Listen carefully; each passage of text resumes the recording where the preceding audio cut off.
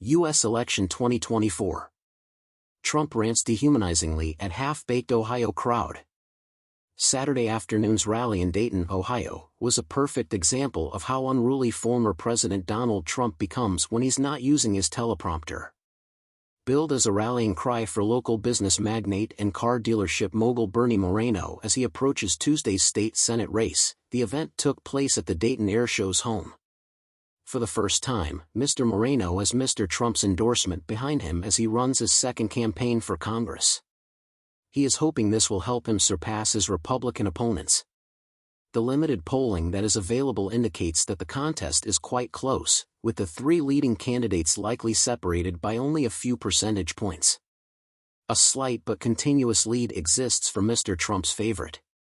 Nonetheless, Bernie Moreno was the anthem of the gathering on Saturday. The Independent spent a good chunk of time at the event, and out of all the vendors lining up on the way to the airfield, not a single one sold a sign endorsing the would-be senator. To be fair, he was brought up, current Senator J.D. Vance, who is a staunch Trump supporter, following an embarrassing about-face on that matter, made a strong request to have him return to the upper chamber, and Mr. Trump even made a mock pleading for him to win on Tuesday. Despite the fact that the man of the hour's election is coming up in 3 days, Mr. Trump's own re-election campaign and his tirade against Democrats who opposed him in 2020 nevertheless took up more airtime than the man of the hour himself. And that was a very painful subject. When asked about his political opponents, Mr. Trump nearly entirely deviated from his planned statements, calling them in some respects, "They're not people." As he launched into his most recent tirade against illegal immigration, targeting citizens of the Democratic Republic of the Congo as his new adversary, he would incite the same degrading imagery. After saying, "They're coming in from Africa," the ex-president quipped, "The Congo's a really wonderful place, I guess." In many respects, the address was typical of Trump. The only real difference was the heightened visibility of the former president's increasingly embarrassing incapacity to cloak his more disturbing impulses in politically acceptable language. How little the event was probably the most striking thing about it. The venue was about an hour away from Columbus, rather than in the middle of a densely populated area.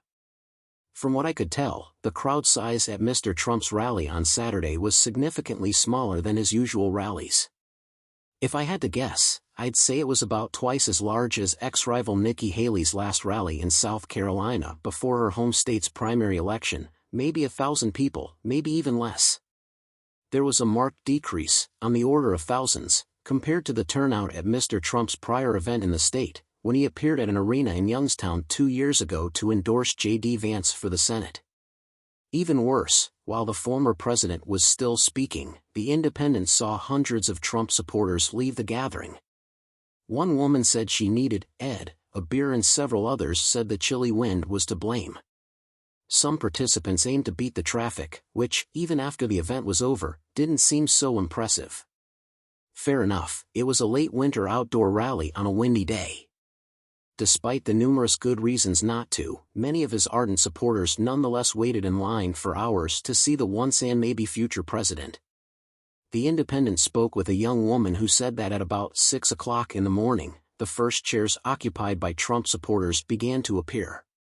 If Saturday's performance is any indication, though, Mr. Trump will face serious challenges maintaining support among independents and others who do not identify as fans of his, or superfans. Hundreds, if not thousands, of people will be rooting for him as the race progresses. His popularity among the general public is dwindling, thus those thousands will mostly consist of his most devoted followers.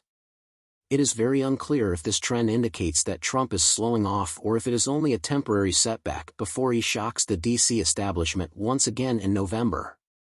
From the perspective of the candidate Donald Trump presents and the kind of supporters he can still rally, a Democrat who observed Saturday's appearance of the former president from the sidelines may take solace in this.